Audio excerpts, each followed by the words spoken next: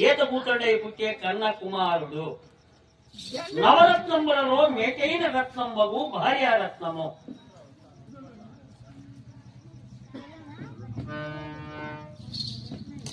దానంబులలో ఉత్తంబగు కన్యాదానం. మనం ఎన్ని దాన ధర్మాలు చేస్తే కూడా ఈ దానముల కంటే మనం ఒక 20 ఏళ్ళు ఒక ఆడపిల్లని సాకి కాడుకై కన్యాదానం చేసిస్తాం చూడండి ఆయన.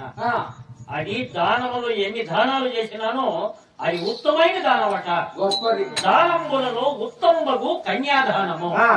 అటువంటి కన్యాదాన ఫలంబు వారి పుట్టినటువంటి తన కన్న కుమార్తెను ఎవరైనా మీకు కానగారాన్ని గైకోండి స్వామి అని ఎవరైనా చెప్తారు.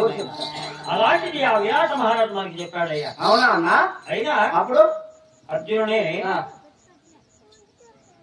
1 సంవత్సరం నుండి యా ఉత్తర కుమార్తెకు నాటపాటలు నేర్పించేటువంటి గురువుగా ఏర్పడింది కదా. గురువే కదా. నాకు బిడ్డ భావం కావాలన్నా నాకు అవసరం లేదు అన్నాడు.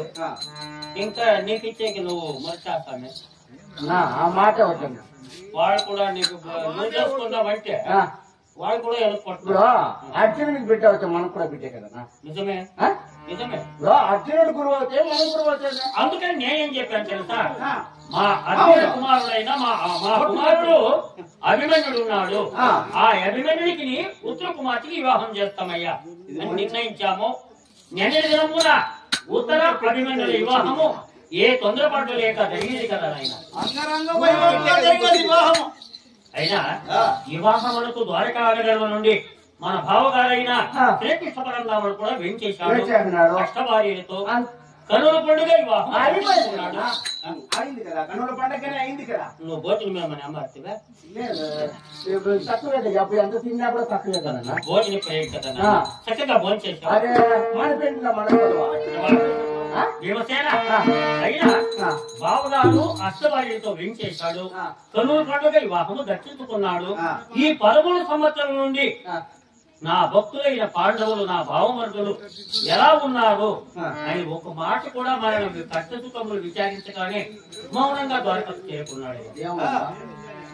అయినా నేను యోచించి 13 సంవత్సరాలు పరిపూర్తి గావించుకొని తదుపరి రాజనీతిగా మన హస్తరాజును మనకి ఇస్తున్నామని ద్రోణ భీష్మ నెలయోధులు వెళుతుండగా పెద్దల తీర్మానం ఉన్నది కదా. అవును. అదే ప్రకారంగా విధుని సంజయ్ని విరచి అస్థిరప్రియ సుయోధుని కడకు అంత రాజుల కొరకై సంజయ్ని రాయభారిగా పంపించింది.